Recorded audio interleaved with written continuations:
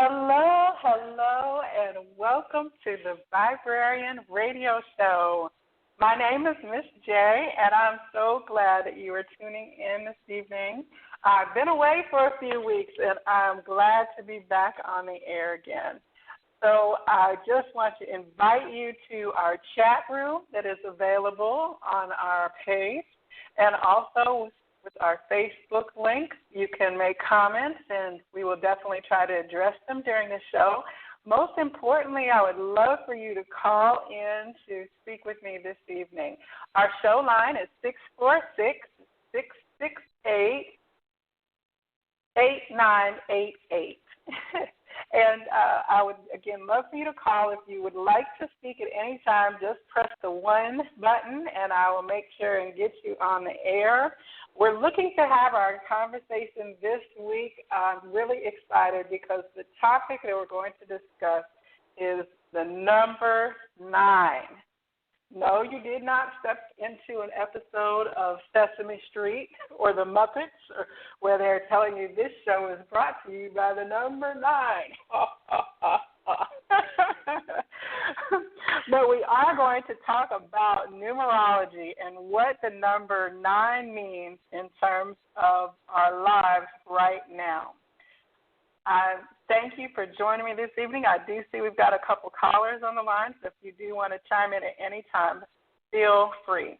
I also invite you to check out my YouTube channel. You can just search for The Viberary. That's Viberary.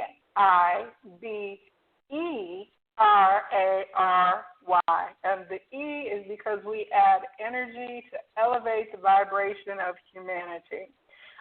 We've got our shows from previous episodes uploaded there, as well as other content that I'm sure you'll find uplifting and informative. So just surf on over and check us out, and you can look for our rebroadcast after tonight's show as well to be mirrored on the YouTube channel. So I'm going to just dive right in. Numerology, what is it? Now, you know, I am a woman of great reason, and I'm a thinking woman, and sometimes my friends look at me and give me the side eye because they think that I have some really unusual beliefs. Sometimes I've been called eccentric, sometimes kooky, and I really don't care. I'm fine with that because I know that I operate on my experiences and the knowledge that I've gained, and I'm very confident in doing that. So numerology is one of those areas that people tend to look at you and say, that is not science. What is this numbers mumbo-jumbo?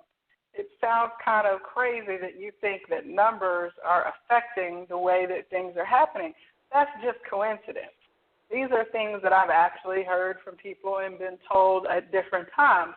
But tonight I'm hoping to challenge some of your assumptions and your beliefs and maybe give you an opportunity to take a second look at what numbers are and what numerology means.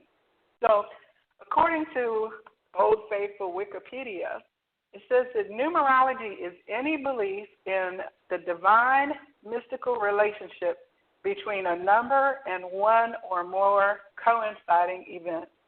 It is also the study of the numerical value of letters in words, names, and ideas.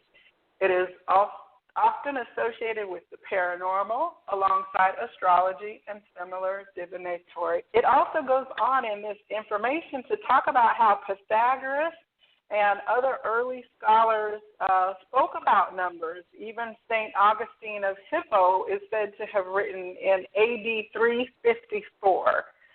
Numbers are the universal language offered by the deity to humans as confirmation of the truth. Now, I don't want to get into the philosophical, is this true numerology? Is it not true? What I'm going to operate on is the basic belief that I hold, which is that it is true. And so I want to kind of outline my understanding of numerology, and I'm not by any means an expert. So if I share anything that you want to challenge, please feel free to do so because I'm always open to learning. So when we look at numbers, everything is mathematics. There is nothing in this universe that does not have a scientific resonance based on cellular division, the science and math of creation. And the idea of numerology says that there is actually I don't know what the word would be, a subject reference that can be also assigned to each of the numbers. So if we look at 0, the basic foundations of our binary number system are zeros and ones.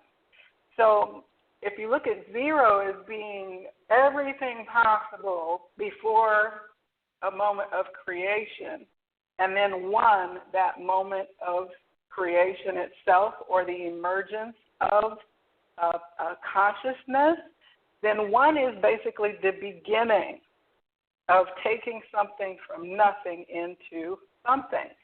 And from there, we go up the cycle of our experience through each of the numbers. And just to go over them with you really quickly, we have 2, which represents the energy of connecting then with the other, that outside of ourselves. 3 then is the energy of manifestation or creation, putting work into something. 4 then is building. And then 5 is changing. 6 is nurturing that which we have created, relationships and material things. It's our home, our family. 7 is when we reevaluate those things.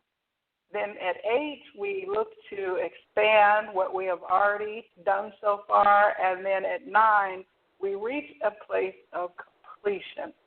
Now, this is just one of the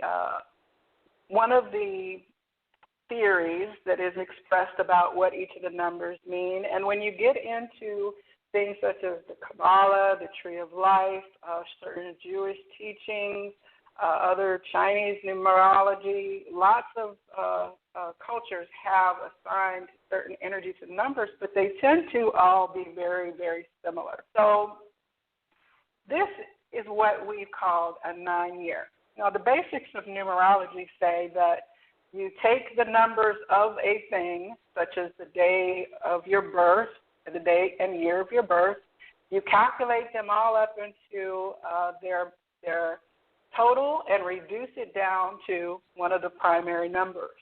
So I'm not going to get into personal numerology because that's really a huge subject, but what I want to talk about is the global energy based on this particular year.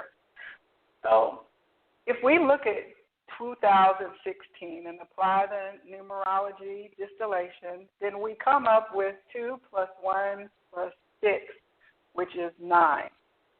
So in the esoteric circles, there is common understanding of numbers.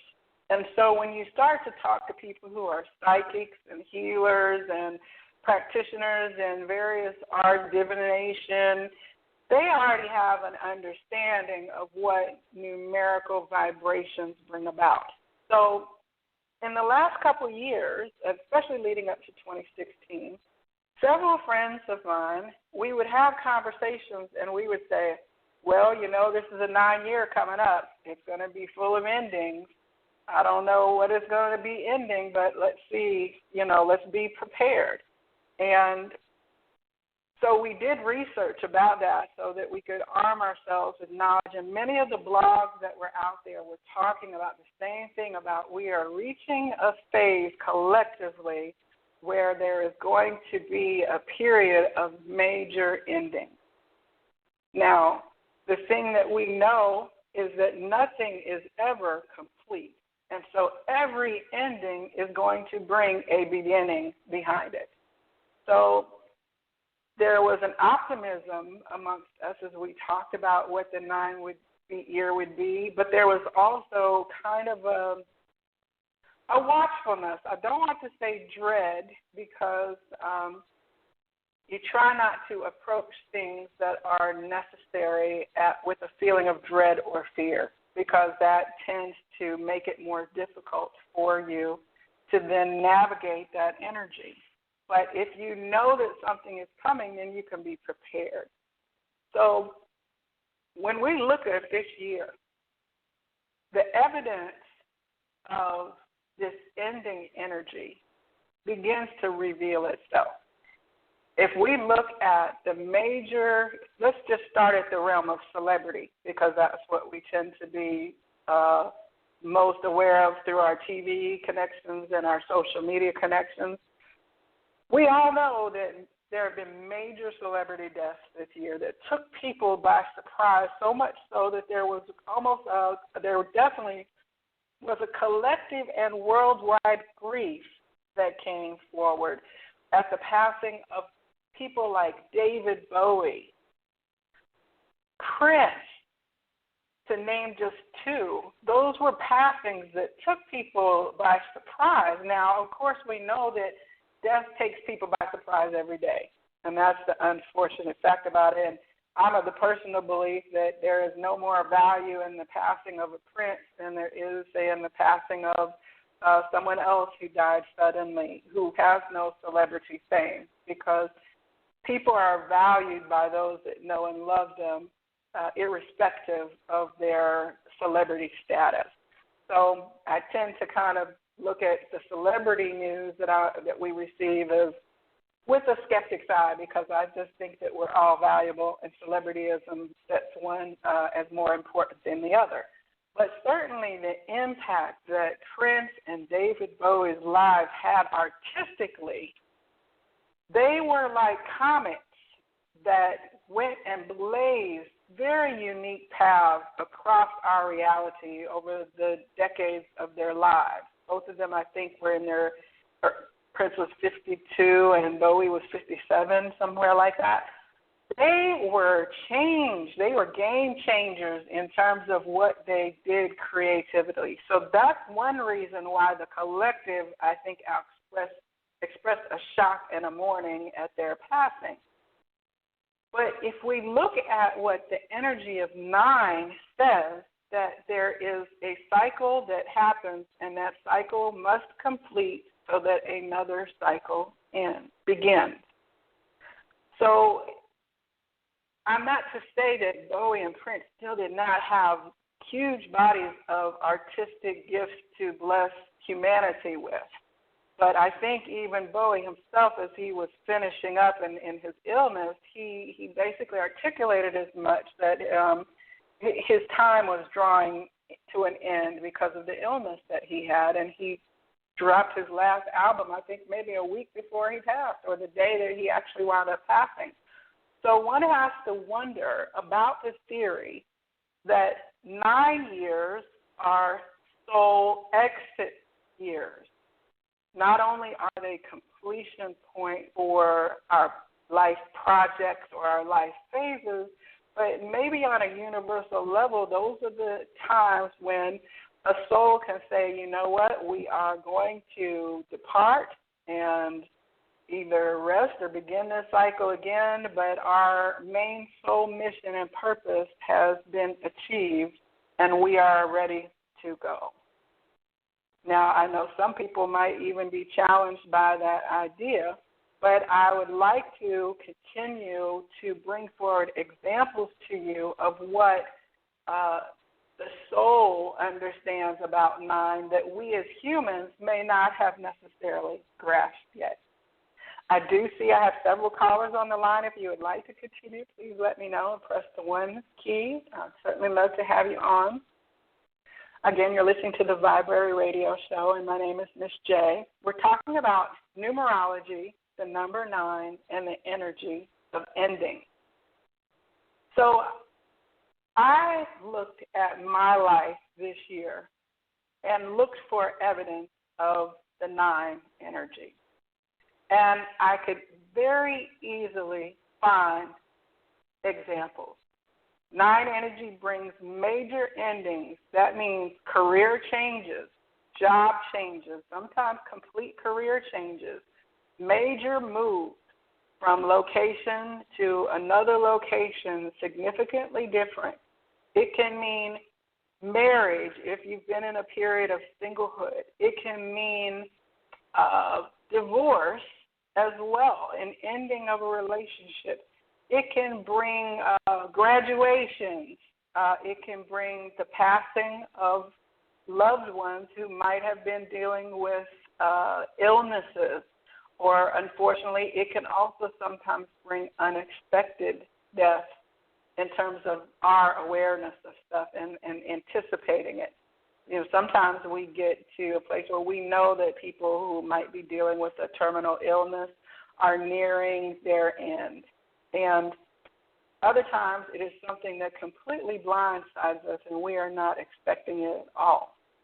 So in my life, I wound up leaving my corporate job in November last year in order to change my life radically. Now, I did this purposefully. Insanely, some people said, but I did it with definite purpose and planning. It took a few more months for me to kind of crystallize. I spent some time doing my same profession in a contract capacity for another employer, but that was winding up in the early part of the year, like the first quarter in March.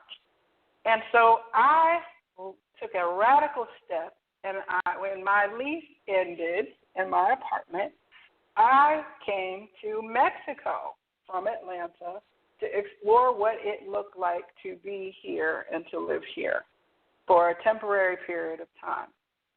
So major career change, check. Major move, check. Reality ending. My whole perspective and framework was shifted by my moving here, check. So I'm aligning with the energy of 9. And I have been doing so purposely. But there was an opportunity at my career choice that there was a lot of fear leading up to the time that I was leaving because there was a merger happening and many people were afraid that they were going to lose their job. And in fact, some people did lose their jobs and were laid off. That would be the kind of departure that we're ending that is externally driven that you may not have control over. However, it can still be useful, but I'm sure it is a lot more painful to be unwillingly departed of your employment, unlike my situation where I willingly moved out of that energy and situation. I didn't really think of it in terms of aligning with 9 energy at the time, but I did honor an urge inside of me that I wanted to do something very, very different. And with careful thought and investment and guidance, I was able to radically shift stuff and move with the flow. But I also know that we are still in the energy of 9 because we still have a few more months this year. So I am not expecting that my life today looks like what my life is going to look like. I mean, to be honest with you, I'm almost a little leery to set anything in stone other than the intentions of the energy that I want to manifest in my life going forward. But I'm trying not to hold too tightly to some idea of what that is going to look like because I'd rather move with the energy of change than to be moved by the energy of change unwillingly. So I'm going to bring our caller on the line, 7127. I have Kim. Are you on with me? Maybe not. Well, we'll come back to Kim in a few minutes. I am now. Oh, here you are. Yes, Kim, I would love if you would share. I know Kim personally. She's one of my friends. And so I know a little bit about her 9 energy story. But, Kim, would you share with our audience about your 9? Well, that would go back to the person with a medical condition. You know, my grandmother was battling cancer for a few years and towards the end of last year, something just started telling me, you know what, next year's going to be it. That's going to be it. It's a 9-year. She's going to be done with this. And she was doing really well at the beginning of the year, and then things kind of started to shift, and I had been trying to prepare myself all the time, just saying, you know what, I already know what the energy of the year is going to be like. It's the end of things and beginnings of new transitions and new energy, and it would make sense for her to transition into her next level of existence in this year. She was also 77 years old at the time, which I thought was very interesting. Her birthday was March 21st, so 3 and 3. You know, it's just all these things just added up. So in July, she decided that, okay, you know what, I'm good, and she decided to make her transition. And when she did it in less than 3 days. Once it came down, she got on with it, and once we put her in hospice, it was very quick. So, you know, I remember. Mhm. I remember at the end of the year last year, you and I had many conversations, and you were really kind of pre-grieving, I think, because I remember many emotional conversations, and you were not being fearful, like, oh, my God, I think my granny's going to, you know, it was kind of like a quiet acceptance that you were coming to terms with, that if there would ever be a year, that would be the energy that that would mark her passing. Mhm. Yeah. Yeah. It makes sense for it to be this time frame. And you also experienced. Go ahead. Go ahead.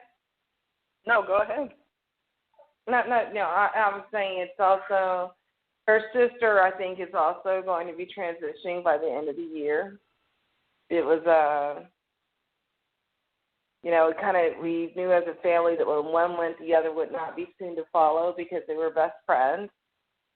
And that sister is now kind of starting to follow the same path. So, you know, it's one of those things where people are just deciding, you know, this is I'm tired and it's just time to let this be. It's time to rest. And it makes, you know, it was a peaceful transition. It was a hard transition, and I don't know how much you try to prepare yourself. Like you said, I was trying to kind of get myself in that set. Okay, I already know what's going to happen, so when it happens, I'll be ready. But nothing, unfortunately, makes you ready, despite how ready you try to be.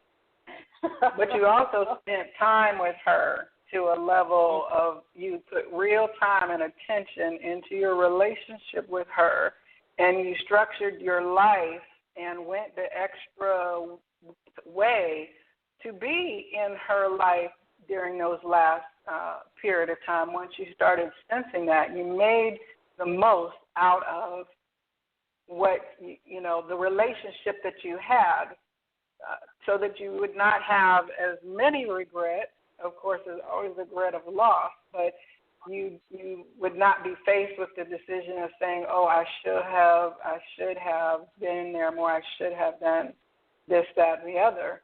You really did what to your maximum capacity you could do time-wise in order to be present. Yeah, I purposely changed my job. Well, as I was saying, you changed job. Yeah, so, you know, a job that I had left that job previously, but, you know, so I kind of rebirthed back into an older incarnation, if you will, just so I would have more time on my hands for her and, you know, just to be more readily available, you know, to get in the time that I could. You know, that we of course did not expect her transition when it happened. It snuck up on us, but I'm glad that I made that I had some idea, because there were some other family members that were probably, I would say we're still in denial. Oh, no, we're not going to have to worry about this for a while. Well, unfortunately, that wasn't the case. So I'm very glad that to have had some kind of recognition, if you will. Mm-hmm. And you also changed the residences in 2016 as well. So you kind of had the trifecta as well. Job change, residential change, completely out of the same geographic area of Atlanta that you were living in, changing your commute patterns, and your whole focus shifted in a big way during this year. Very much so. I don't think that's coincidence. I have a caller ending in 1865 to bring on the line with us this evening. Hello, is this Hanifa? Yes. Yay, hello. Thank you for calling, Hanifa. I really so appreciate my friends calling in this evening to always talk with me. This is stuff we talk about anyway, but it's so nice to be able to kind of do it with our listening audience, because these just are not random coincidences. And I'm really excited that you guys are willing to share with us your personal stories that give example of what 9 energy can do. So I've still got Kim. You're going to be live, still on the line. And now, Hanifa, I've got you on as well. So just Hi, be Kim. mindful. Hello. So, Hanifa, how are you? Good. So, Hanifa, I want to do it. What'd you say? Hanifa, what is your 9 story for the year? Oh, gosh. So, long story short, I was laid off from my job September. So 9. Actually, it was September 23rd. It was kind of anticipated, but of course, like Kim was saying about her grandmother, even as much as you anticipate something happening, when it happens, it's like, no, not me. But, yeah, so I think we were talking just, yesterday when I was telling you I was looking back. So I literally have been working since I was 14. This is my first time not having a job. So that kind of, that kind of hit home a little hard for me. Right. But it's funny when you were talking about the 9th. I hadn't thought about it before. I didn't even know what your show was going to be about until you called me yesterday. And I was looking over my resume. Okay, I'm going off topic, but I was looking at my resume, and I was looking at, my job previous to this one. So I left for everyone listening, I left my job before the one I just got laid off from. 15 years, worked there for the state of Georgia, and I was like, you know what, I wanted to change. I want to kind of venture out, try something different, and, so I did that. Left a nice, comfy position. So I left there March of 2015, last year, and started, at the new position I just was laid off from. So I'm looking at my resume this week since I've had plenty of time to reflect on my life, and I'm like, every job. So from my professional career, all of the jobs ended in the 9th month. And when I say ended, so I started, me and you worked together in the library. That job ended in September of 2008. And I'm like, what is the odds? Again, I knew nothing about what your show was going to be about. I just felt that it was super weird and eerie that how did all these jobs that I've had end, and it wasn't that they ended bad. It was just new beginnings. Like the 9th of whatever year it was, the 9th month, I started either a new position or I left the old job. Yeah. Right. That was kind of weird. Right. So, we were talking about that cycle that emerged. Once you started to look back, it was like, wait a second. Wow. You know, it's not just this year. And that's true for all of us if we look at the repetitive pattern. We all start fresh with something. We all put energy into it. We all reach a place of success and stability where we know what we're doing. We've got the hang of the job. We've got the knack of our routine. We kind of come to a place of stability.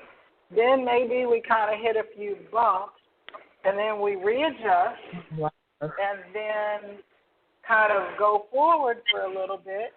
But you'll have to forgive me. There's fireworks going off here. I don't know what the holiday is, but it's quite noisy outside. I had to make sure it wasn't gunshots or something. But we all then reach a place, and what sometimes the 9 can look like is a dissatisfaction, right? So when you were looking to leave your job at the law department, and when Kim was looking at leaving her other job, it was like you were good at what you were doing. You're well respected. There was not anything overly unpleasant about the environment that you were in, but there was something inside of you that said, there's got to be more to this than this.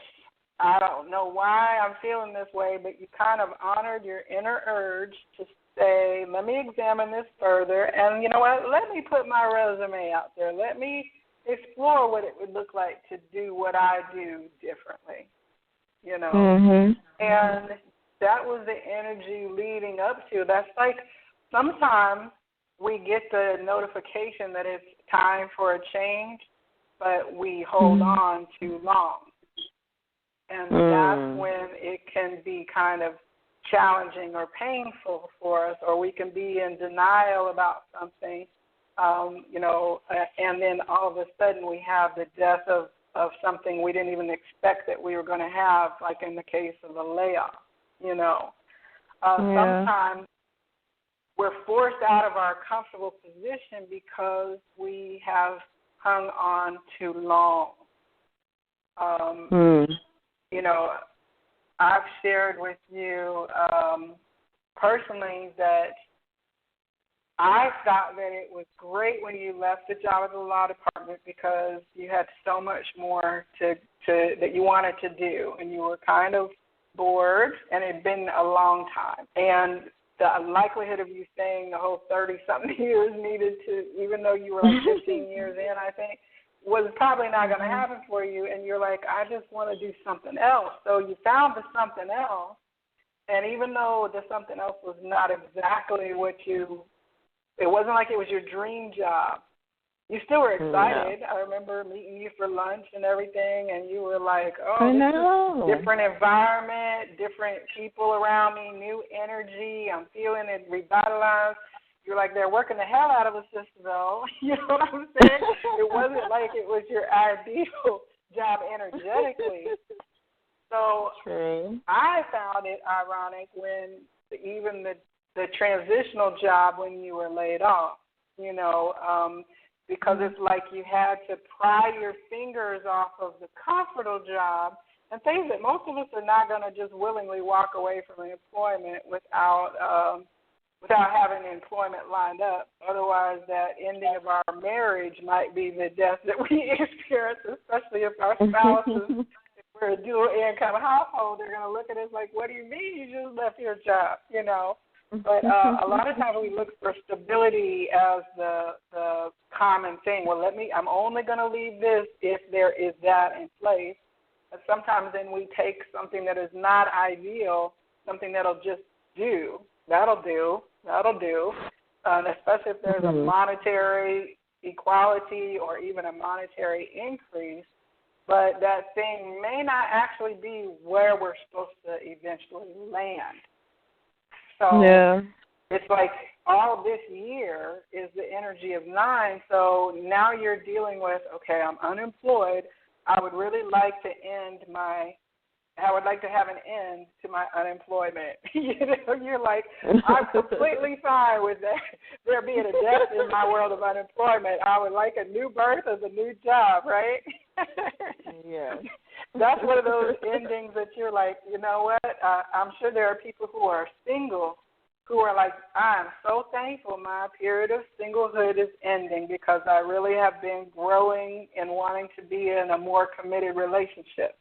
And there are some people who are like, I'm so glad this catastrophe of a relationship is finally ending because I couldn't wait to get out of it because it's been nothing but a building cycle over the last few years of stress and negativity. So the 9 energy looks, quite different for everybody, but knowing that, knowing that the energy is here and that you're not blindsided means that you can navigate it a little easier. That's my belief about it. It's like if you know the storm is coming, then you just can brace yourself to roll with the waves instead of being blindsided and tossed overboard because you're trying to fight it. Yeah. So this is the Viberarian radio show, and you're on the line with Miss J, and tonight I'm joined by my friends Anita and Kim, who have been sharing their stories about the 9 energy. If you would like to join in, our number is 646-668-8988, and press 1 if you want to join the conversation. So in terms of 9s and endings, we also just came through the period of the Scorpio new moon at the end of October. Now, All Hallows Eve, October 31st, Dia de los Muertos in Mexico, we all know that this is a time when there is much spooky and Halloween horror in the United States, and in Mexico they're honoring the passing of the ancestors, and it's a festival celebration of life and death because there's an acknowledgement that all things are in cycles. None of us live in our present incarnation forever. So the sign of Scorpio is also the sign of death and rebirth. We all know that Scorpios will sting and basically kill anything kind of very quickly. The whole Scorpio energy is one of not being afraid of death. And so this period of the new moon was a huge energy of also death and then the rebirth that follows it. So it's interesting that we have, leading up to, of course, the election in the United States, this kind of trifecta of the 9 energy of endings, major endings and death of things. We have the Scorpio new moon, which is on Halloween, which is huge energies of death and rebirth. And now we've experienced in the United States the election, which, let's face it, for a lot of people are grieving it like a death. And I'm not taking away for those people who are happy that their candidate was elected into office, but for a significant portion of the population, there is a surprise because there is the death of an idea about who the country was, or at least how the election was even going to go, because the media was saying that it was going to go one way, and then it wound up going another. So on Wednesday, the 9th of November, another 9, a lot of people woke up and said, what the heck happened? something in me just died. I don't know how many times I saw that on Facebook. Something in me just died, you know. And so there has been an outpouring of emotion for people expressing like shock and grief and things like that. And I think that also leads into the very energy that we're talking about. And the fact is that death is not an ending. It is a beginning as soon as that death occurs. So it's very interesting that we now have an opportunity that we turned a corner in our political life in the United States, and because of the United States' position globally, I'm sure internationally, it is a new day, or certainly the birthing pangs of a new day that will become fully manifested then in February after we pass into the new year, into the 2017 energy. So I just think that it was shocking on the one hand, and I guess it shouldn't have been, because either way, whichever candidate would have won, if Hillary Clinton would have won, then we would have had an end to the male monopoly on the President of the United States. And, you know, the opposite was the result, and that was certainly an end to some people's ideas about what a president is. So either way you looked at it, it's a 50-50 roll of the dice, it was going to be an end of something. And now we're here at the beginning, but we know that the 9 energy is still with us for at least a couple more months, probably at least a good 30, 45 days. The shadow will go into 2017. So what is your rest of your year going to look like? I don't think any of us know. Like, Hanifa, you don't know when you're going to get a job. I know you're hopeful that one will come in. I don't know where I'm going to be necessarily living when my time is here at the end of Mexico. Hopefully it will be somewhere that resonates with my intention. You know, Kim, you don't know what your state of your family is going to be now that your grandmother, the center of it, has passed away. So how do we find a place of being okay with the change before we realize where the change went? Now, I do have 2 callers on the line. I'm going to check in with you to see if you have something to add. Hello, caller. I have you on the air. Who am I speaking with? Hello? Hi. Oh. Hi. Who is this?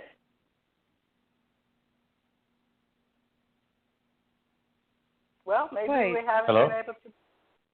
Hi, can you hear us? Yeah, is it? I'm having some technical difficulties getting caller on the line here. Let me try caller number 4694. Hello, who do I have on the line? Hello, this is Greg from Pennsylvania. Hi, Greg. Thank you for joining us this evening. Have you experienced some 9 energy this year? I know a lot of people in my family have been sick, so I think we're coming out of that, though.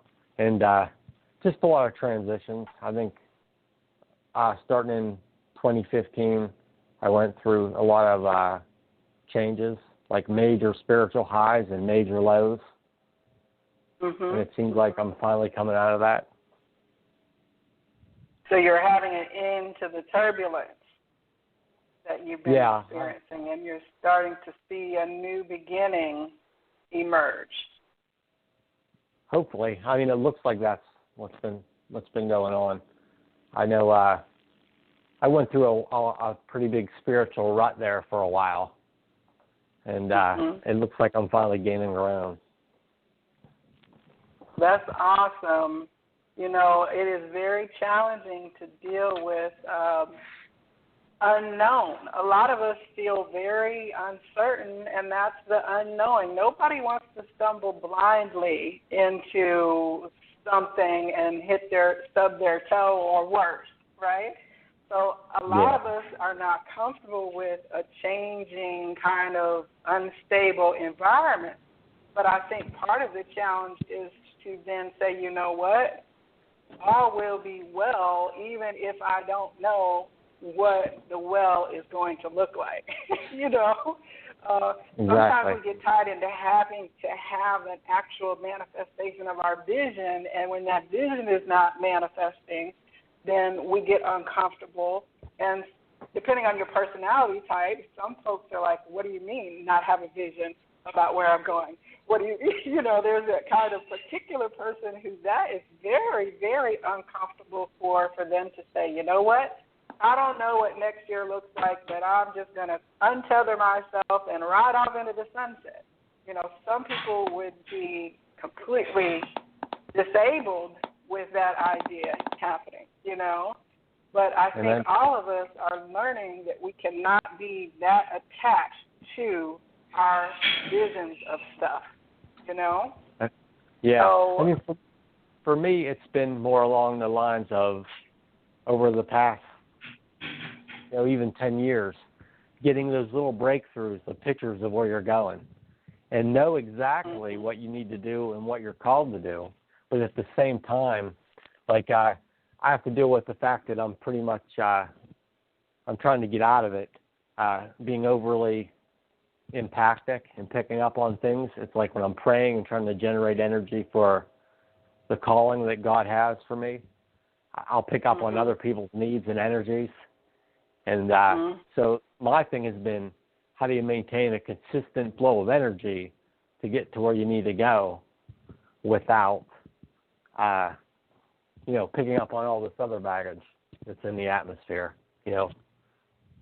Right, and I think Kim is a highly empathic person and can probably relate to that. And all of us with this election are, whether you're empathic or not, I don't think any of us are not impacted by the swirls of various emotions that are running through our reality right now.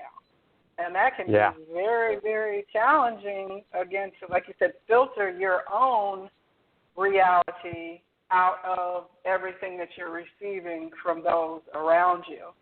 And especially if you've got people who are undergoing deep tragedies and deep crisis, and you're trying to find out how you can be a friend to them and be supportive to them and not then be sucked into the vortex of their change so much so that it becomes your change. You know? Yeah. I mean, I wasn't even involved with anybody, like, talking about election stuff. However, I was completely worn out for, like, the last 3 days. Almost like I couldn't get enough sleep.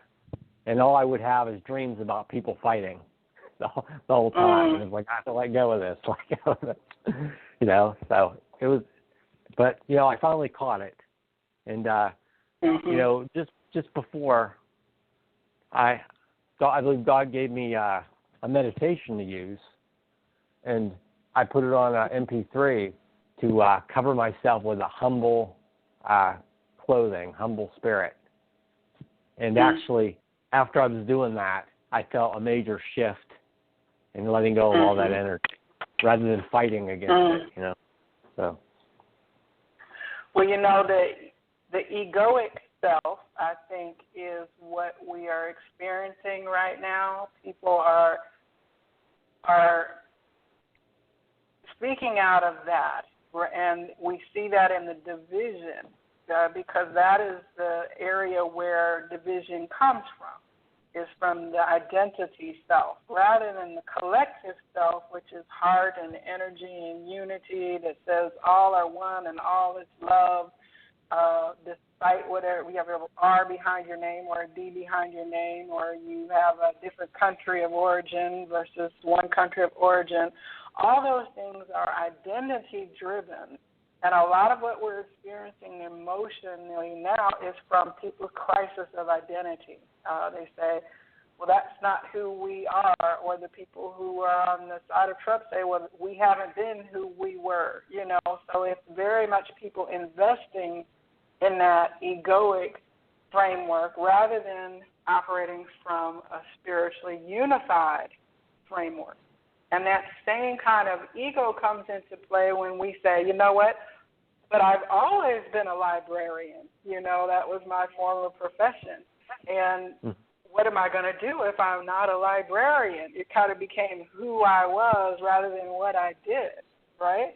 Or if you're unemployed, it can be very challenging because some people might start to question who they are and what their value is just because they're not getting a job. In this job market, we know that that has been challenging and longer than what most people are comfortable with in terms of return to employment. So it's really hard to kind of separate the judging that you might feel subject to, people looking at you like, you don't have a job yet, honey? You know, I'm sure, honey, it's been somewhat challenging for you because everybody's asking you, well, have you got a job? And then at some point you start to say, well, no, I haven't got a damn job. You know. But I got a vision, you know. Right. Yes, I hear that often.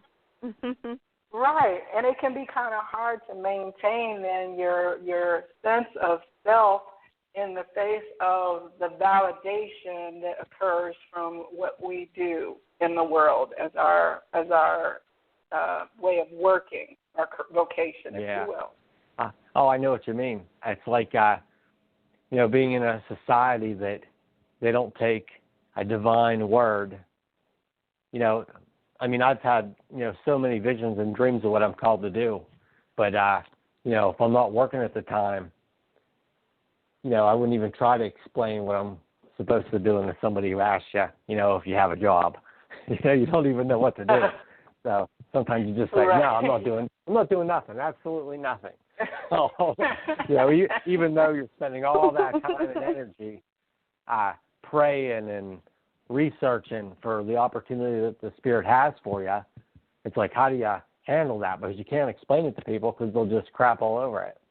So that's a problem. Well, I know my parents were like, you're doing what? And you're going where? Okay, when I told them, you know, that I was leaving, and not only that was I leaving my job, but I was also going to be going to another country for a while.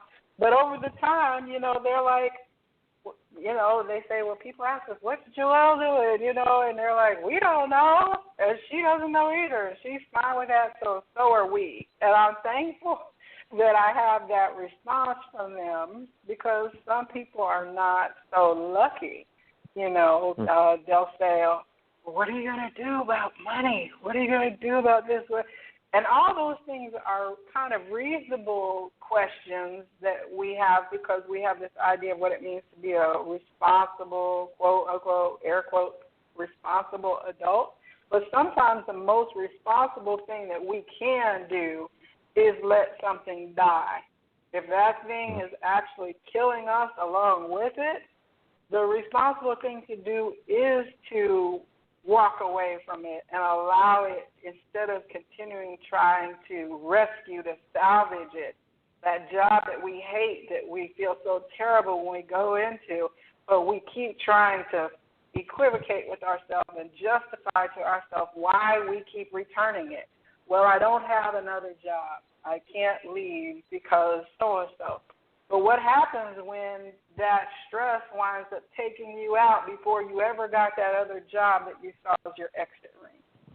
You know, and unfortunately I see that happen where people will have a health crisis, a stress crisis, or their life will get so out of balance because they're feeding that dead-end situation, be it a relationship or job. They keep feeding it, and beyond the point of when it is helpful for them. And we all know what gangrene is. You know, it's when there's some dead flesh, and the whole goal is to try to get it off you before it takes your toe, before it takes your foot, before it takes your leg, or wherever it has gotten infested. And sometimes the removal of that deadness is painful and traumatic. But we have to know that our life, in the case of a person who might have to have an amputation, our life overall is more valuable, and our quality of life then increases once we get rid of that deadness. I believe I am able to pull Beeman on the line. Is this Beeman? I hope so. Oh, yeah, Beeman. I know we've been trying to get you on the line here down in Mexico. Sometimes it's a little challenging. You have a 9 story as well. I do. Where do I begin? Back in March, I guess I could say that my lower conscious self, or the Beeman, as most of my friends and family who knew me, actually from March up until this point, has been slowly dying as far as the old Beeman. If anybody who knew me before this period, I had a spiritual awakening, a very, very strong one that changed my life forever, changed my view on death, religion, spirituality. I was never a very spiritual person. Things like this I never believed in. Higher selves, false realities. That all kind of came to a crash one evening in March, and ever since then I've been having some very strong, epiphanies and visions, and slow, in the past couple of days, even more part of me has kind of went away as I kind of feel myself transitioning into this higher self. My normal state being Beeman, previous to March, who identified with Beeman, baby, being 42 years old, having 2 kids, and married, is kind of used to be my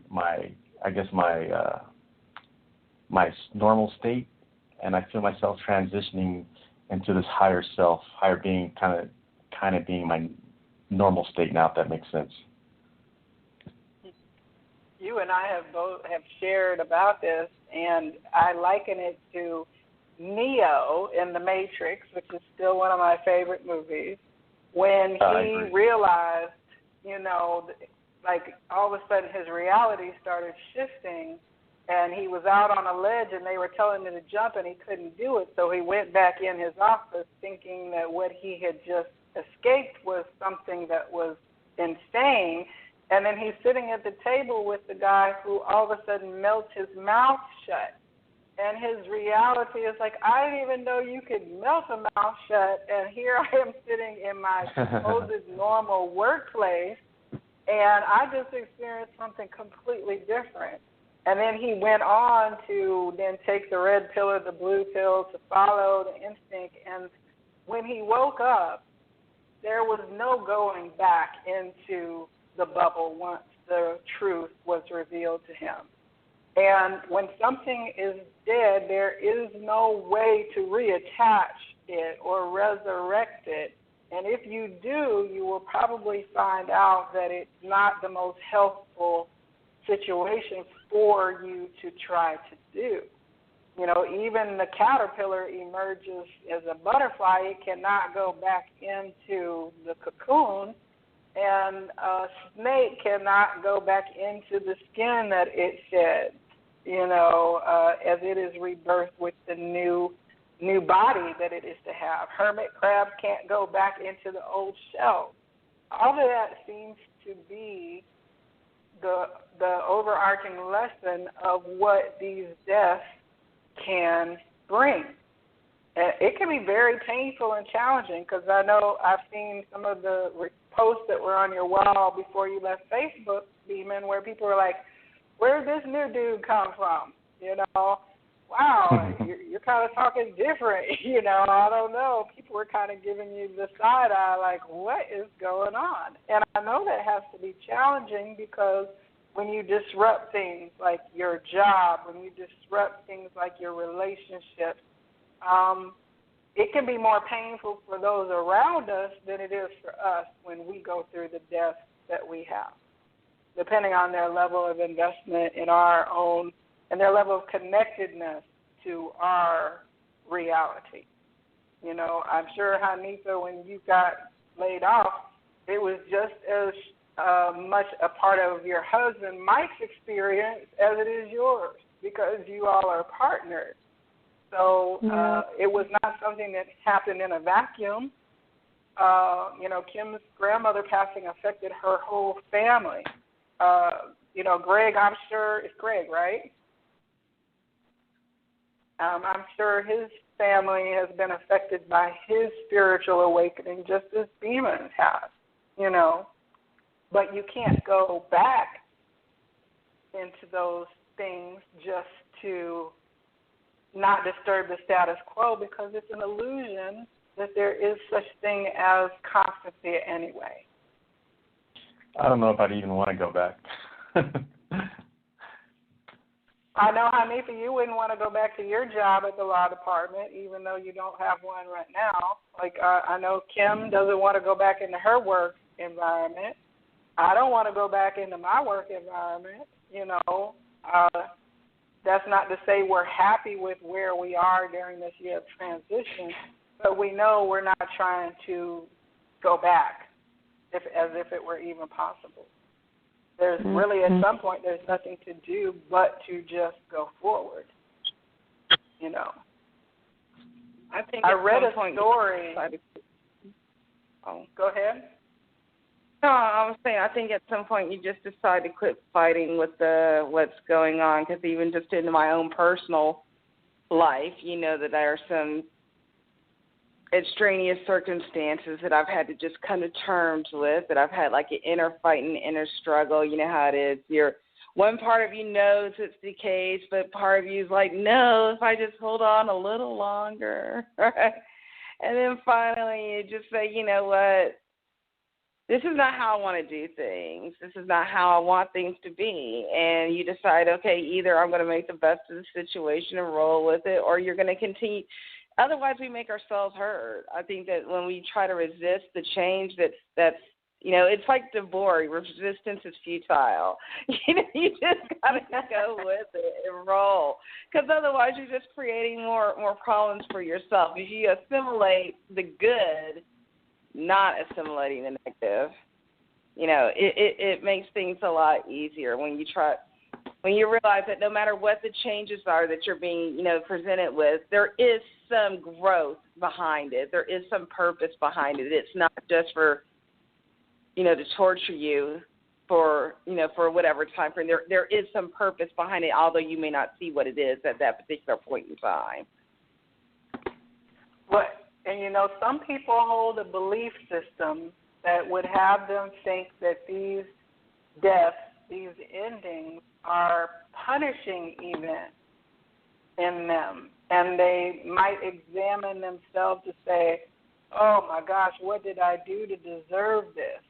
I didn't tithe enough last year, or I wasn't this enough the year before that, or I should have done more. And they can start to be kind of judging and harsh on themselves, when really into everyone's life some rain must fall. I think that's how the quote goes. We all experience ourselves in our actual physical body shed themselves. I think I read somewhere that the whole body system is completely new cellular material every 7 years. So, I mean, it's an illusion that there is no change and that our lives should remain the same, and that we are not going to have hardships and challenges and things that really make us grieve from a very, very deep place. Nobody wants to have to grieve and to lose a loved one at all. But it's part of the human experience that by living, there is dying. By loving, there can be losing. So we kind of signed on for this as souls, you know, to experience some love and some pain along with it. And like you said, I think your mindset about it can make some things way more painful than what they necessarily need to be. And I think that part of our opportunity is to evolve our mentalities in order to, like you said, go with the flow instead of against the flow, and to accept that this is just what happens. And around every ending is that new beginning coming, you know. I'm sure, Hanifa, you are like, okay, I need the new job to begin sooner rather than later. But what if a new job is not actually around the corner? What if your life looks different to where having an employer is not part of that vision, right? Mm-hmm. And in 5 years, you look back and say, wow, I can't believe I ever wanted another job. I've been self-employed for the last few years, and I survived. And I never would have thought that I would have survived without a traditional job as being my means of survival. I don't think you would actually have a problem with that, you know? No. Part of what we have to do is look at our energy around the new beginning, right? Instead of saying, well, if this thing ended, then that thing has to grow in its place, and it has to look like X, Y, Z. And then when the seed comes up through the ground and we realize it's not what we wanted, sometimes we pull it out or we chop it up or we don't water it because we're like, no, that was not the new vision. And sometimes, I'm not saying all the time, but sometimes we are trampling on the new energy that is trying to emerge from us because of how narrow we are in the way that we view who we are and what we do. Does that make sense? Yep. So the challenge is to stay, what I have learned to do is in my manifestation is to hold the energy that I want without holding a specific vision. So I can say, you know what, I want to use my information skills for good. I want to, I'm always going to be providing people information. I just know that's where I have a gift, right? So when I say, okay, universe, bring me opportunities to do that which I am passionate about. And if I looked at those opportunities that came to me and they were not job opportunities at law firms, which is what I used to do, then I might be quick to discount those things that have an opportunity to emerge into newness for me. So releasing my expectation of what it looks like for me to be an information person allows the energy of the Viberarian to emerge, to say, okay, here's a way for you to provide information to people. You're going to do it on an online radio show and through a YouTube channel and all kinds of activities. And I say, well, thank you. This is fun, universe. I appreciate the opportunity to manifest the energy of newness that I desire. And I, of course, am then pulling the little weeds of job offers from law firms to go back into the energy of what I used to do. When those come, I used to feel kind of guilty about, saying no. But, I don't have a problem weeding those things out now because I know for myself that I am not wanting to water those seeds. I've made a conscious decision to do that. But I've had time and opportunity to kind of evaluate that for myself.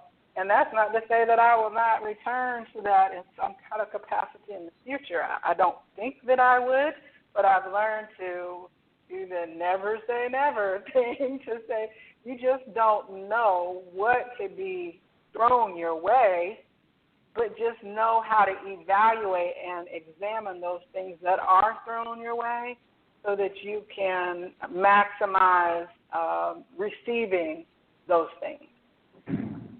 You know, it's like recognizing, being open to recognize that at every possible moment we're receiving opportunities for newness.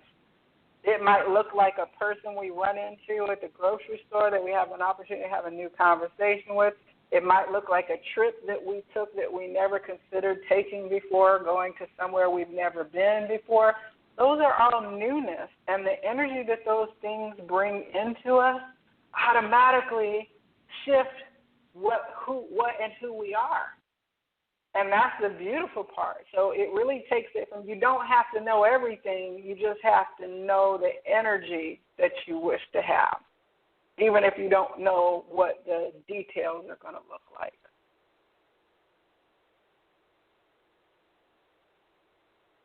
Anyone agree?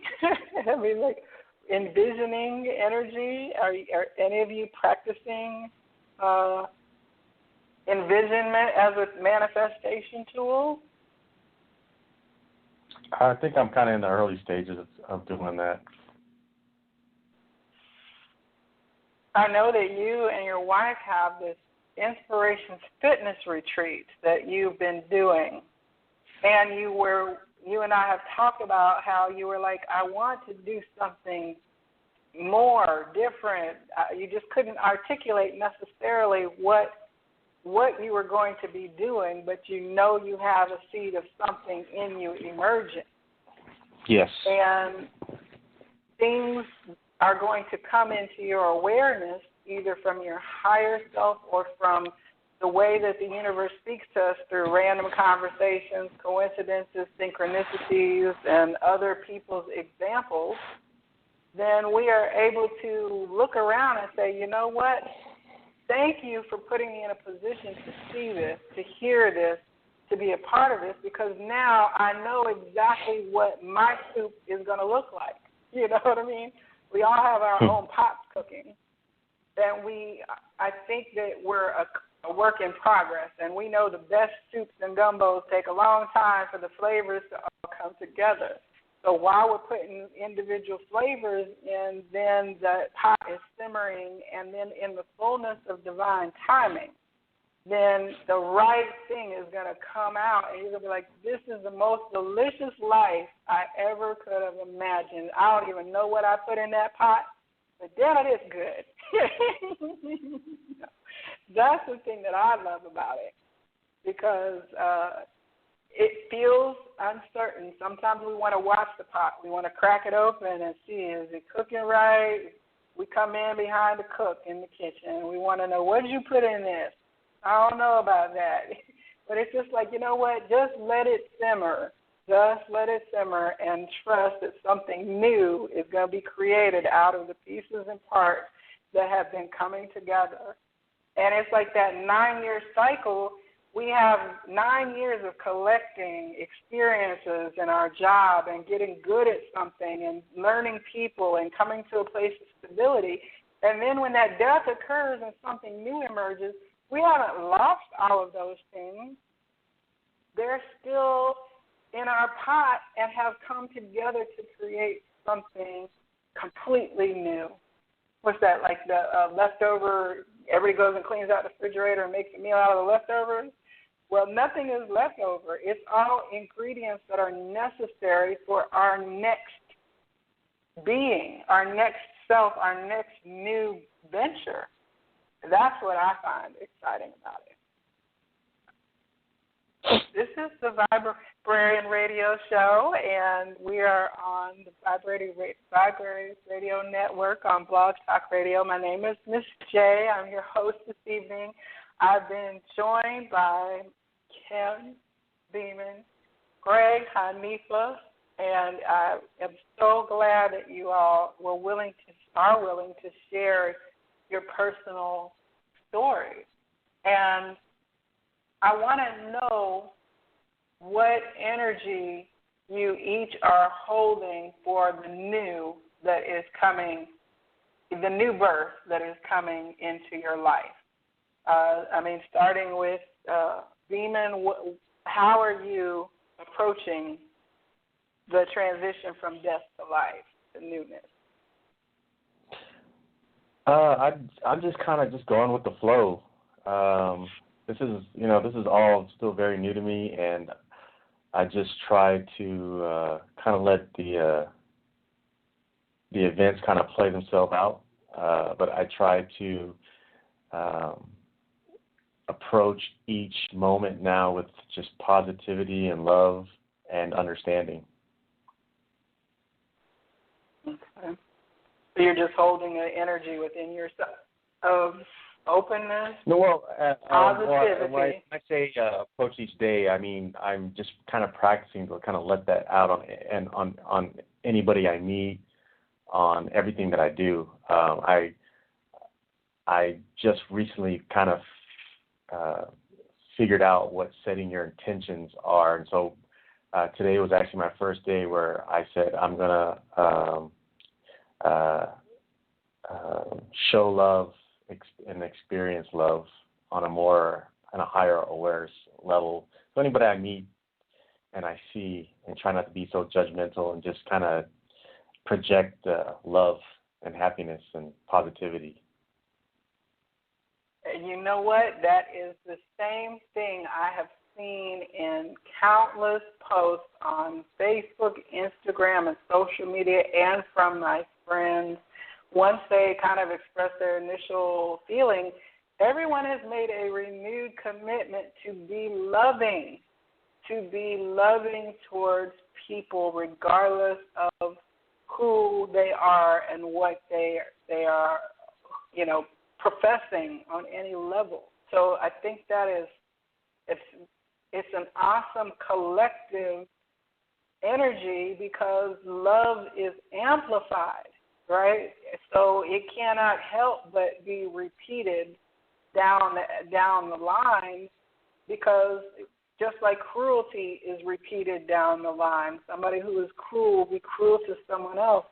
Somebody who is loving and experiences a kind word or even a kind glance, a glance of I see you, I honor you, a namaste kind of glance at the grocery store, that changes. That's the whole pay it forward model. It's so easy for love to keep going. And I think it's awesome because individually we are coming to the same conclusions that then resonate out into the collective, Yes. They said love is all there is, and if you know that love is at the core of everything, then those deaths are easier to bear, Is it Greg from Pennsylvania? Are you still with us? I don't think I have him anymore. Hanisa, do you have a certain mindset or idea of going forward as you are still in the midst of your transition?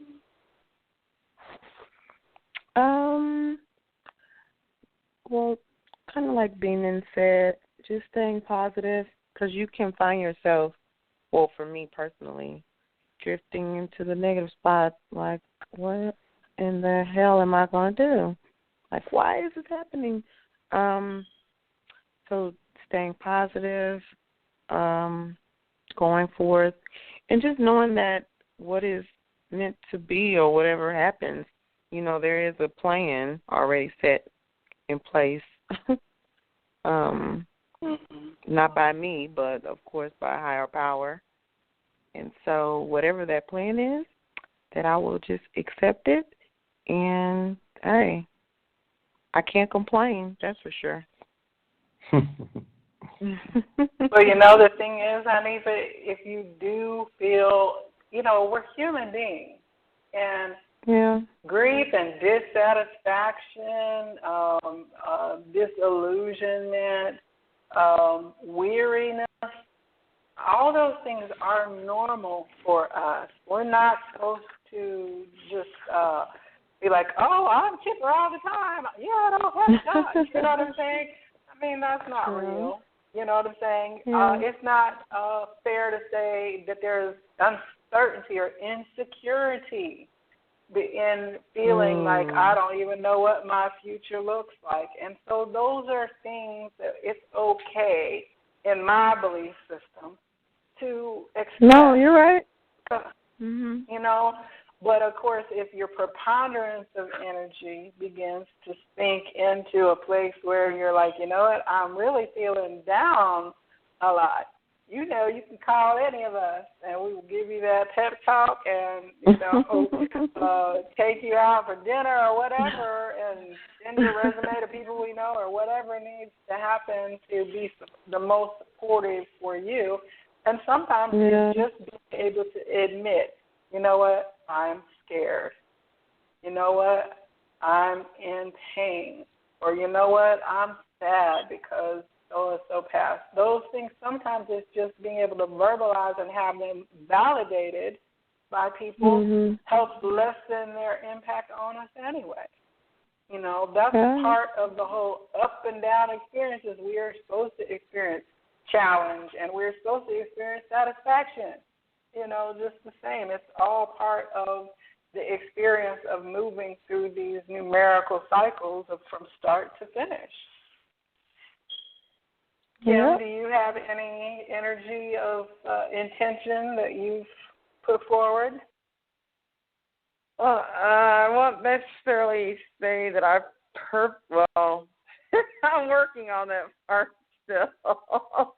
But one thing I did think about, which had never clicked to me before until we started this discussion, it just kind of dawned on me a few minutes ago.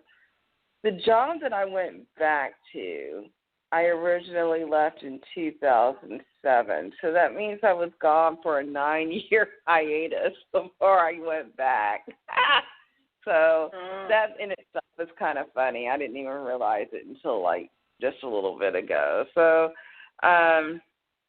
you know, in a way, it's like a brand new start, new birth at that place, which is ironic in itself, since of course I'm helping birth babies. So, yay. That as far as for my own personal, you know, transitions, basically my biggest thing that I'm just trying to make sure that I'm doing is just letting go and just, you know, things that don't serve a purpose anymore, energies that are not serving my energy, at least not putting me in the place that I want to be, people that are detracting, there's something in my mouth, detracting from rather than adding value. You know, I'm trying to separate myself. I'm trying to not let negative energies kind of tag on and hang on, if you will. I'm trying to make sure I'm staying grounded as much as possible. Especially, you know, just like you said, being empathic, that's actually one thing I figured out is super important, at least for me. It's maintaining some degree of grounding because it's very easy to get swept into other people's feelings, whether they're good, bad, or indifferent. So working on that and just trying to be accepting and open. Because, again, you know, like I said, I figured out, you know, transitions go so much easier when you're kind of willing to ride the currents a little bit. You know, you can steer. You can try to swim with it so you can guide your direction. But sometimes it's, you know, life is going to put us in areas that we don't know how the waters are. We don't know how deep it is. We don't know if we'll be able to tread or if we're going to sink. You just have to have faith and know that the universe has your back, you know? So I think that you hit on a good point about letting go of people and things that no longer resonate with you. I was thinking about the term dead weight, you know, and I know it talks about pruning the dead branches off the vine so that the life can come. And sometimes that's where we have the hardest challenge, is that we have emotional connections that we have made with people. And when those connections no longer serve our growth and newness, it really puts us in conflict to have to let that thing that was once so valuable to us become like dead weight. That's just it can be the hardest thing to let go of. I know there have been times in my life when I had friendships that I had to let go, sometimes purposely, sometimes I was the one that was let go of, and I experienced that painfully. But in hindsight, sometimes we, again, get into our comfort zone and we're around people who we realize, I just really don't like them anymore. When did they turn into this such and such person? I never knew this about them. And a lot of times it's when did we shift away from that and become who we are, not when did they turn into something different. Sometimes the same can be true. People experience life changes and become Grinches or become, energy that we don't resonate with. But I think that is where we have to just really find our inner strength and peace to say, you know what, I release you. And I think it's how we do it, if at all possible, if that release can be lovingly, right? I released my job lovingly. I put in my 2 weeks notice. I didn't quit on one day. You know what I'm saying? Everybody has that dream of telling them coming in and saying, kiss my ass, I'm out of here, right? But no, I didn't do that. I released it lovingly and professionally in a way that I hope preserved my professional relationship with the people who I have been working for so long, and then continued to move out my way. And sometimes there's those connections that we have to be a little more forceful with because, like amputation is not ever pretty, but sometimes it's necessary. And that's the unfortunate, part about it.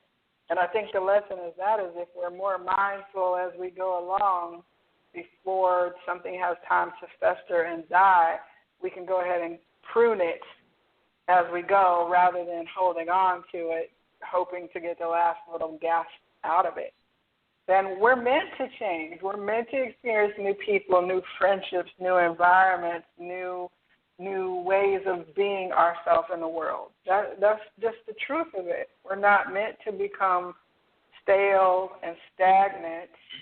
And if you look at nature, the example of that is in the natural world as well as in our own world as well. And that's hard because one of my oracle cards that I was reading earlier today says, sometimes the thing that we have to let die is the thing that was once dearest to us, that we really put a lot of effort and time into. I have Sally Mae still looking, I'm paying my student loans, but, I put a lot of money and effort into my education to become a librarian, professional librarian. So it was very dear to me at certain times of my life.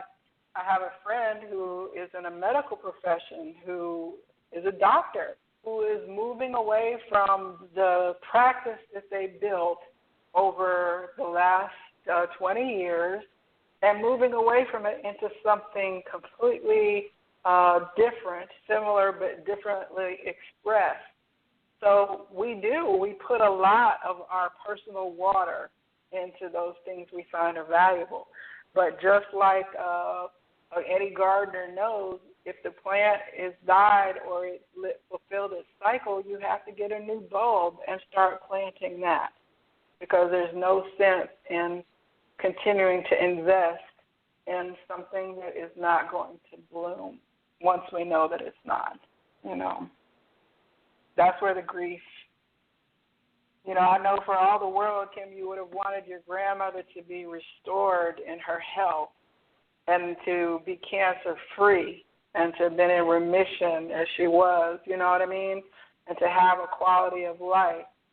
But when that was not happening, then, and all of us have faced people with terminal illnesses who we dearly, dearly love and don't want to face a future without them. When it reaches a point when we have to open our hands to release our attachment to their presence, to say, if you are ready to go, then know that I love you, make your transition. Don't stay because of me. Don't continue to dwell in pain or in and illness out of an effort to keep me from experiencing pain. Go ahead and, make your transition. And some of us sometimes we're able to do that, and sometimes we say, no, I just don't want to let it go, And oftentimes the going still happens, and then we have to manage our grief afterwards. But the beautiful thing is that we do get through it. We do. And we do then grow again. And, it's interesting because now if you have an opportunity to be grandmother to a beautiful baby angel, to be a grandmother for many, many, many years for him, that he will also then grow to cherish. And so it's like even in the reality of the circle of life, in birth and death, it is absolutely evident all around us in every instant.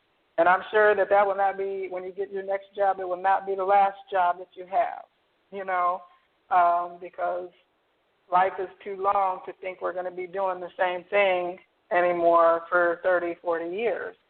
Because, A, our spirits demand that we do more, that we experience more, that we gain more skills and manifest those skills in the world. So I, for one, I'm rolling with the 9 energy. I will not be shocked if there are any other major passings of things. At this point, my shock factor has pretty much been maximized. I don't think you could shock me any more than you did on Tuesday. So, and it would not shock me to find myself living somewhere completely different by the end of the year or the beginning of next year, living somewhere that I don't even know right now where that place is, doing something that I haven't yet even figured out how to do. And, I guess I'm okay with that. I definitely am okay with that. And I'm thankful for being able to be in a space where I am okay with that, because 5 or 10 years ago I would not have been. I would have been highly anxious, concerned, worried, distraught, all those negative kind of things, because my life was changing. And I find it interesting because this is where I'm staying now is not the first condo that I've looked at in this building. It actually was the second choice. And it turns out that I was noticing today that it is unit number 9. So, and it will be 9 months almost to the day since I made a journey to the ocean back in February. And I'll have been here, and it will be almost a 9-month cycle. So I know that there's an ending to even my being in this, this kind of idyllic getaway, sabbatical kind of environment. I know that it, too, must end, and no amount of holding on to it will make it remain the same. So I'm packing up my bags and folding my tent here and coming back to the States to say, okay, life, what new thing are you going to have for me next? And I'll be at 0, and we'll all be at 0 starting by the end of this year. It'll be, a new year numerologically. I guess we'll be at 10, right? 2017. So that's a 1 and a 0. So it is both the beginning and emergence. So I guess we'll all see what unfolds next year. So I really would like to thank everyone for joining this evening. I did lose the caller from Pennsylvania, but I appreciate you calling in and sharing about your spiritual awakening and transition over the last couple of years. Kim, Hanifa, Beeman, I appreciate all of you sharing your very personal experiences. If you have experienced the 9 energy and want to delve more into it, feel free to contact me on my email, which is Joelle, Joelle, at theviberarian.com, Viberarian, to follow me also on Instagram at the Viberarian. And I look forward to speaking with you again next week. We'll be back at 10 o'clock in the evening. And I believe that our conversation is going to be about past lives. Have you been here before, and do you know who you were?